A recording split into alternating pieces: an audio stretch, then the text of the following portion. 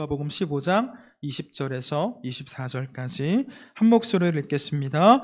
이에 일어나서 아버지께로 돌아가니라. 아직도 거리가 먼데 아버지가 그를 보고 측은히 여겨 달려가 목을 안고 입을 맞추니 아들이 이르되 아버지, 내가 하늘과 아버지께 죄를 지었사오니 지금부터는 아버지의 아들이라 일컬음을 감당하지 못하겠나이다 하나, 아버지는 종들에게 이르되 제일 좋은 옷을 내어다가 입히고 손에 가락지를 끼우고 발에 신을 신기라.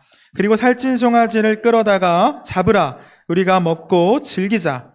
이 내 아들은 죽었다가 다시 살아났으며 내가 잃었다가 다시 얻었노라 하니 그들이 즐거워하더라. 아멘. 자리에 앉으시겠습니다. 우리 인생은 혹은 모든 일은 마음먹기에 달렸다라는 말이 있습니다. 성경에 나오는 하나님의 말씀은 아니지만 참 공감이 가는 문구입니다. 많은 부분에서 정말 우리 마음 먹은 것에 따라 결과가 달라지는 것을 경험하죠. 내가 처한 상황, 환경에 상관없이 감사가 넘치는 사람은 천국을 살아갑니다. 그런데 분명 남들이 부러워할 만한 상황에 내가 있더라도 마음에 불평과 불만이 가득한 사람은 지옥을 살아가죠. 여러분들의 삶은 어떠신가요? 여러분은 현재 천국을 살고 계십니까? 아니면 지옥과도 같은 삶을 살고 계십니까? 몇 주 전에 우리 하나님의 나라는 용서로 시작됩니다 라는 그 말씀 나누었는데, 내가 있는 이 자리가 하나님께서 불러주신 자리임을 고백하며 함께하는 사람들을 품을 때 우리는 감사할 수 있고 그 감사는 천국으로 연결됩니다. 그런데 나는 왜 이렇게 맨날 고생만 하나? 왜 내 인생은 이러나? 왜 나는 이상한 사람들만 만나나? 하면서 삶의 만족과 감사가 사라지면 그 삶은 지옥처럼 변해가죠. 오늘 함께 살펴볼 본문의 말씀은 예수님께서 비유의 말씀으로 주신 말씀인데요. 우리 몇 주간 지금 비유의 말씀들을 살펴보고 있죠. 이 비유 속에 등장하는 인물은 분명 다른 사람들로부터 부러워할 만한, 부러움을 살 만한 그러한 환경에 있었음에도 만족하지 못하는 삶을 살다가 진짜 지옥을 경험하는 사람이 소개됩니다. 우리가 너무나 잘 알고 있는 탕자, 집 나간 둘째 아들의 이야기인데요. 이 이야기를 잘 이해하기 위해서는 예수님께서 이 말씀을 왜 주셨는지부터 알아야 합니다. 예수님 말씀하실 때 두 부류의 사람들이 앞에 있었습니다. 그런데 한 부류의 사람들은 그 예수님을 보면서 아주 못마땅해 하는 사람들이 있었습니다. 우리 누가복음 15장 펴두셨는데 1절 말씀 같이 한번 읽어볼까요? 읽겠습니다. 모든 세리와 죄인들이 말씀을 들으러 가까이 나아오니. 자, 세리와 죄인들이 예수님의 말씀을 듣기 위해 몰려들었죠. 그러자 그곳에 있던 다른 부류의 사람들이 수군수군 거리기 시작합니다. 2절 말씀, 2절 같이 보겠습니다. 시작. 바리새인과 서기관들이 수군거려 이르되 이 사람이 죄인을 영접하고 음식을 같이 먹는다 하더라. 자, 바리새인과 서기관들이 수군거리는 거죠. 여러분, 바리새인과 서기관들은 유대의 종교 지도자들이었습니다. 종교적인 삶을 살면서 스스로를 의인이라 생각하는 사람들이었습니다. 이들은 죄인을 가까이 하는 그 예수님을 도저히 이해할 수가 없었습니다. 우리 성경에는 좀 정제된 표현들이 써였겠죠. 단위에서 이런 표현을 하는 게 조금 조심스럽지만 이렇게 말하지 않았을까요? 저런 쓰레기 같은 놈들과 어울리다니. 정신이 완전히 나간 사람이구나. 뭐 이런 비슷한 말 혹은 더 심한 말들도 했겠죠. 손가락질하면서 이야기했을 겁니다. 그들의 수군거림을 예수님이 모르시지 않았습니다. 그래서 예수님은 그들의 반응, 이 손가락질하면서 수군거리는 것에 대한 반응으로 이 비유의 말씀을 주시는데요. 총 3가지 비유의 말씀을 주십니다. 누가복음의 3가지 비유에 15장에 3가지 비유가 나오는데, 첫 번째는 잃은 양의 비유. 그 목자가 잃은 양을 찾아가는 그 잃은 양의 비유, 그리고 잃은 드라크마의 비유. 한 여인이 보석을 잃어버렸다가 그것을 찾아내는 이야기가 나오고, 마지막으로 잃은 아들의 비유가 소개가 되는데, 우리는 이 3번째 비유인 잃은 아들의 비유로 말씀을 나누려고 합니다. 기억할 것은 이 비유를 들었던 첫 번째 청중. 그러니까 예수님께서 실제로 하신 말씀을 누가가 기록을 했겠죠. 예수님께서 말씀하실 때 그 말씀을 들었던 첫 번째 청중은 죄인들과 어울리는 예수님을 보며 수군거렸던 유대 종교 지도자들이었다라는 사실이고요. 한 가지 더 기억할 것은 우리는 이 비유를 탕자의 비유라고 알고 있죠. 근데 성경에 우리가 갖고 있는 이 책에는 탕자라는 단어는 나오지 않습니다.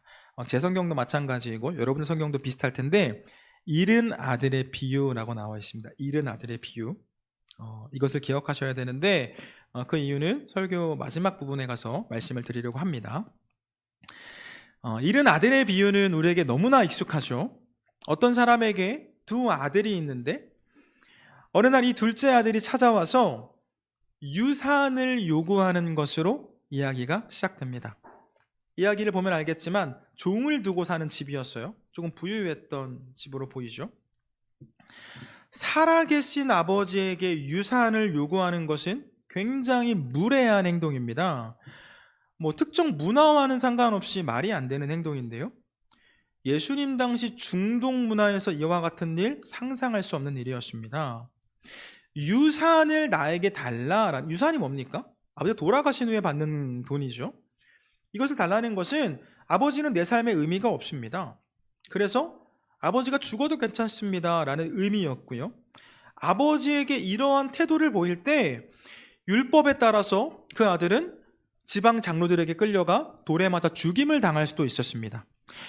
구약성경 신명기 21장 18절에서 21절 우리 PPT로 준비해놨는데요. 같이 한번 천천히 읽어볼게요. 시작. 사람에게 완악하고 패역한 아들이 있어 그의 아버지의 말이나 그의 어머니의 말을 순종하지 아니하고 부모가 징계하여도 순종하지 아니하거든.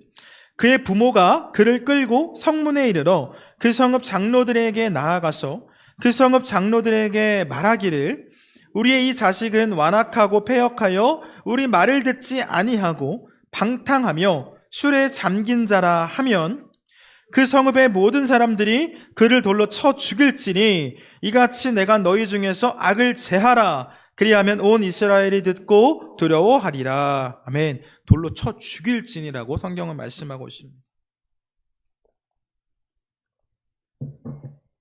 여러분, 유대 사회는 정말 가정교육을 엄격하게 하는 것으로 알려져 있지 않습니까?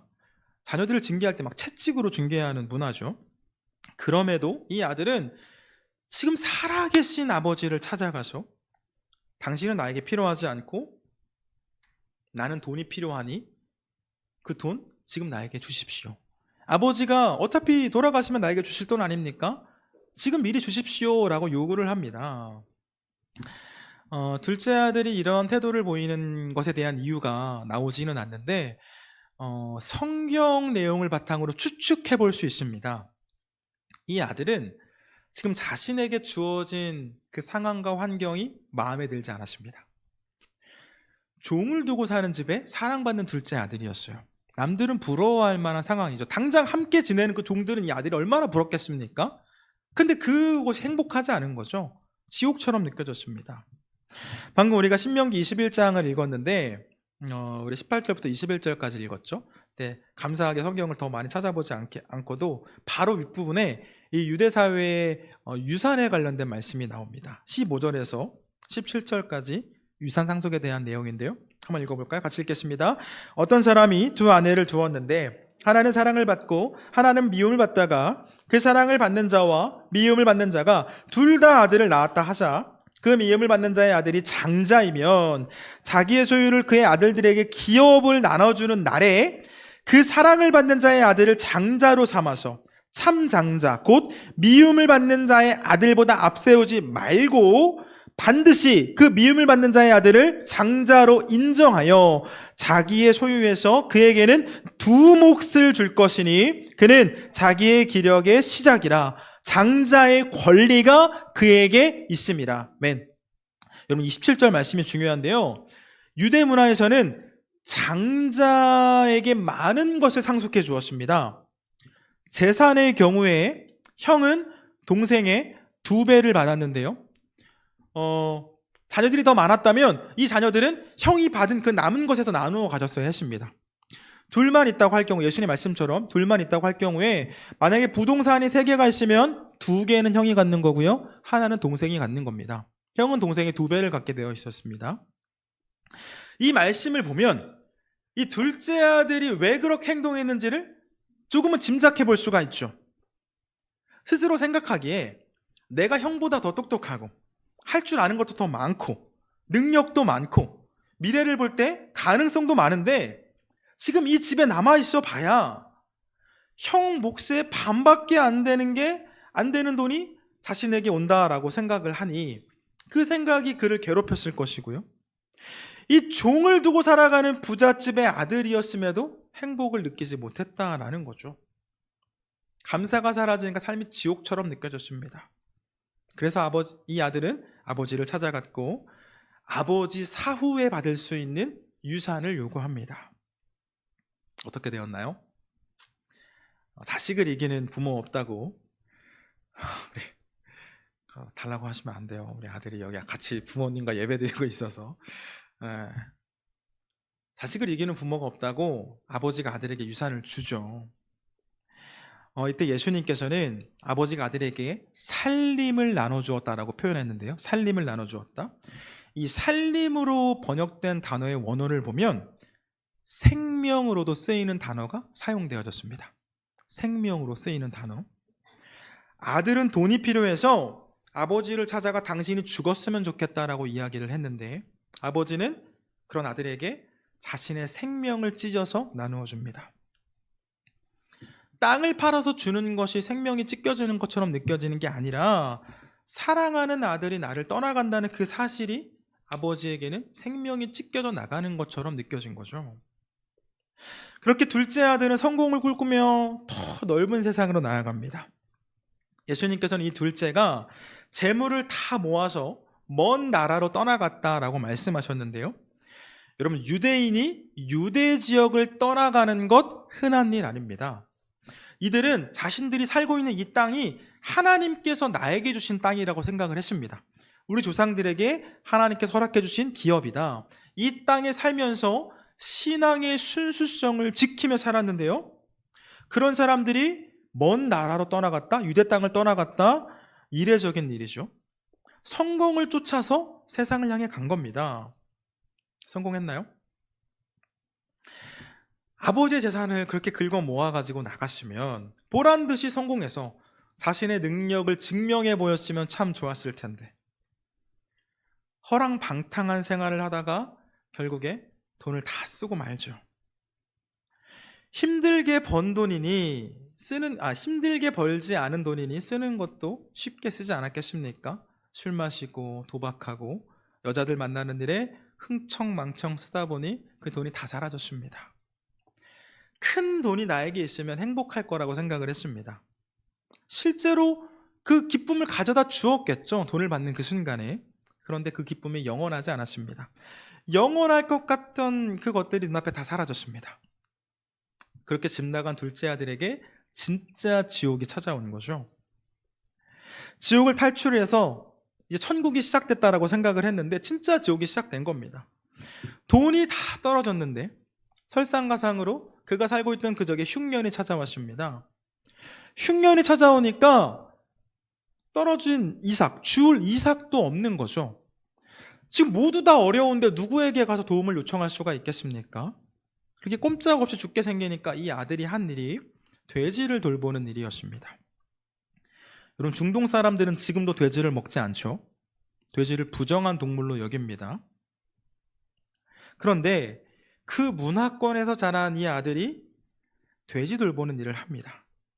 그의 형편과 상황이 얼마나 어려웠는지를 지금 짐작할 수 있는 장면인 거죠. 끝이 아닙니다. 돼지 치는 일을 하는데, 정말 하기 싫은 일을 하는데 월급도 제대로 못 받습니다. 일을 하는데도 굶어 죽게 생긴 거죠. 결국 어떻게 합니까? 그 돼지 사료로 쓰이던 쥐염 열매라도 먹고 살려고 하는데 그마저도 주는 사람이 없습니다. 여러분, 돼지를 돌보는 일도 끔찍했는데 그 부정한 돼지가 먹는 사료라도 먹으려는 이 장면은 이 아들이 정말 완전히 망하게 되었음을 보여주는 거죠. 참 딱합니다. 너무 딱합니다. 그런데 여러분, 이 아들이 딱한 이유가 무엇입니까? 돈을 다 잃어버리고 돼지밥을 먹는 신세가 되었기 때문에 딱한가요? 만약에 이 아들이 돈을 다 잃어버린 게 아니라 곧 돼지를 돌보는 일을 하는 게 아니라 그 많은 돈으로 투자를 해서 정말 돼지를 돌보는 일이 아니라 삼겹살집을 차렸는데 대박이 나가지고 전국에 체인점을 100개를 갖고 있는 그런 거부가 되었다면 어땠을까요? 아버지의 품을 떠나서 세상으로 나아가 부자가 되는 것이 누군가의 시선으로 볼 땐 성공한 것처럼 보일 수 있지만 아버지의 품을 떠난 그 순간부터 이 아들은 딱한 신세이죠. 우리 삶에는 중요한 가치로 여겨지는 것들이 참 많은데 돈보다 더 우선되어져야 할 것들이 분명히 있습니다. 그중 하나가 가족 아니겠습니까? 오늘날 이 시대에 많은 가정들이 무너지는 것을 봅니다. 돈 때문에 부모를 죽이는 일이 일어나죠. 돈 때문에 사랑하는 사람과 갈라집니다. 돈 때문에 자녀들과 관계를 끊고 살죠. 친하게 지내는 사람들을 배신하는 일 셀 수 없이 많습니다. 거짓된 행복을 쫓다가 진짜 행복을 잃어버리는 거죠. 교회 밖에서만 일어나는 일들인가요? 이번 대신방 중에 우리 한 성도님께서 말씀해 주시기를 자신과 가까운 지인이 교회 마음 문을 닫았는데 그 이유 중에 하나가 교회 장로에게 사기를 당했기 때문이라고 합니다. 말씀을 듣는데 얼굴이 화끈거렸습니다. 있을 수 없는 일이죠. 있어서는 안 되는 일입니다. 그런데 왕왕 일어납니다. 돈이 우상이 된 사람들은 돈이 행복을 가져다 줄 것이라고 착각하다가 진짜 행복을 잃어버립니다. 여러분, 이 아들이 딱한 이유는 망해서가 아니라 아버지를 떠났기 때문임을 잊어서는 안 됩니다. 말씀을 조금 더 살펴보면 이 돼지보다도 내 형편이 더 어렵게 되었구나 라는 것을 깨달은 이 아들이 그제서야 아버지를 떠올리죠. 아버지 품에 있을 땐 상상할 수 없었던 일들이 지금 내 눈앞에 펼쳐진 것을 보면서 자신의 어리석은 선택을 후회합니다. 그리고 생각하죠. 우리 아버지 집에 있는 종들은 그래도 먹고는 살았는데, 힘들게 일해도 먹고는 살았는데, 아버지를 찾아가 품꾼의 한 사람으로 써달라고 해야겠다. 여러분, 이 아들이 되겠다라고 결단한 품꾼은 당시 종보다도 못한 사람이었습니다. 왜 그러냐면 종은 그 주인의 집에 함께 머물며 살면서 주인이 주는 품삯만이 아니라 방도 제공받고 먹을 것도 음식도 제공을 받았는데 품꾼은 따로 살면서 일한 것에 대한 대가만 받는 사람이었습니다. 종이 아니라 품꾼이 되겠다라고 생각한 거는 도저히 아버지 집에 들어가서 난 함께 살지 못한다라고 생각을 했던 거죠. 그런데도 여기서 돼지를 치다가 죽느니 그래도 아버지를 찾아가서 품꾼이 되겠다라고 하면 먹고 살 수는 있겠다라고 생각하면서 발걸음을 돌이키는 거죠. 아버지에게로 돌아갑니다. 여러분, 먼 나라에 왔는데 돈을 다 잃어버렸습니다. 지금 돼지 밥을 뺏어 먹을 정도면 당장에 먹을 돈이 없는 거죠. 집으로 돌아갈 차비가 있었겠습니까? 차비가 어디 있습니까? 신발이 닳고 다 닳을 때까지 걸었겠죠. 발바닥으로 그냥 맨발로 걸었을지도 모릅니다. 옷도 다 헤어졌겠죠. 분명 나갈 때는 부잣집 도련님이었는데 가장 좋은 비단 옷, 채색 옷을 입고 10손가락에 다 액세서리를 하고 있었을 텐데 고향으로 돌아오는 그 모습은 거지와 다름이 없었습니다. 시간이 얼마나 흘렀을지 정확하게 알지 못하지만 완전히 다른 사람이 되었겠죠. 나갈 때와 들어올 때. 그런데 무슨 일이 일어나나요? 멀리서 오는 그 아들을 아버지가 알아봅니다. 그리고는 이 아버지가 아들을 향해 뛰어나가죠. 저는 입대했을 때 다른 군인들보다 조금 더 빠르게 휴가를 나왔습니다. 제가 군 생활을 잘해서 그랬던 것은 아니고요. 훈련소 과정을 마칠 때쯤에 이제 군인들은 한 2년 정도 지낼, 우리 어르신들은 3년도 지내셨고 뭐 하셨겠지만 그 남은 군 생활을 지낼 그 실무 배치를 받거든요. 자대 배치를 받는데 알고 계시는 것처럼 저는 백령도로 이 실무 배치를 받았잖아요. 근데 백령도는 한번 들어가면 나오기가 어렵기 때문에 이 백령도로 배치를 받은 군인들은 훈련소 과정이 끝나면 그 섬으로 들어가기 전에 한번 내보내줍니다. 그러니까 다른 군인들은 보통 100일이 되면 휴가를 나오거든요. 100일 휴가를 나오는데 저는 훈련소 과정 이 8주 끝나고 휴가를 나왔던 거죠. 이제 휴가 가기 전날에 부모님께 필수형 부모님 저 내일 나갑니다. 휴가 나갑니다. 이렇게 전화를 드리고 휴가를 나오는데 다음날 부모님이 저를 한 번에 알아보시는 거죠. 그럼 백령도로 배치받은 모든 동기가 한꺼번에 나오기 때문에 그 연안부두 앞에 한 150명이 넘는 군인들이 서 있습니다. 그곳에서 사람을 찾는 게 쉬운 일은 아니죠. 집을 나갔을 때 그 모습이 아닙니다. 사복이 아니라 군복을 입고 있었고요. 얼굴이 새까맣게 탔습니다. 살도 빠져 있었겠죠. 완전히 달라졌는데 똑같이 생긴 애들이 앞에 한 150명이 서 있습니다. 그런데도 부모님은 저를 한 번에 알아보시는 거죠. 나중에 전역하고 나서 들었는데요. 저희 부모님은 제가 입대하고 난 후에 매일 새벽과 저녁에 교회에 가셔서 기도하셨다고 합니다. 아들이 건강하게 전역하기를 바라셨겠죠. 아들이 고생한다고 저희 아버지는 제 군생활 동안 고기도 입에 대지 않으셨다고 합니다. 고난에 동참하신 거죠. 그런 마음으로 기다리면서 기도를 하고 있는데 아들을 몰라볼 수가 있습니까? 매일 아들의 얼굴을 떠올리며 기도하는데 멀리 있어도 다른 사람들 눈에는 다 똑같은 사람처럼 보여도 부모의 눈에는 아들이 보이는 거죠. 이 말씀 속 아버지의 모습을 보면 어떻습니까? 멀리서도 알아봅니다. 멀리서 오고 있는데 알아봤다는 것은 아들이 오는 그 길을 계속해서 봤다라는 사실을 알 수가 있습니다. 아마 아버지는 이 아들이 집을 나간 그 순간부터 그 길만 보고 있었겠죠. 언제 돌아오나? 이 아버지의 서재가 따로 있었다면 그 서재의 불은 끄지 않았을지도 모릅니다.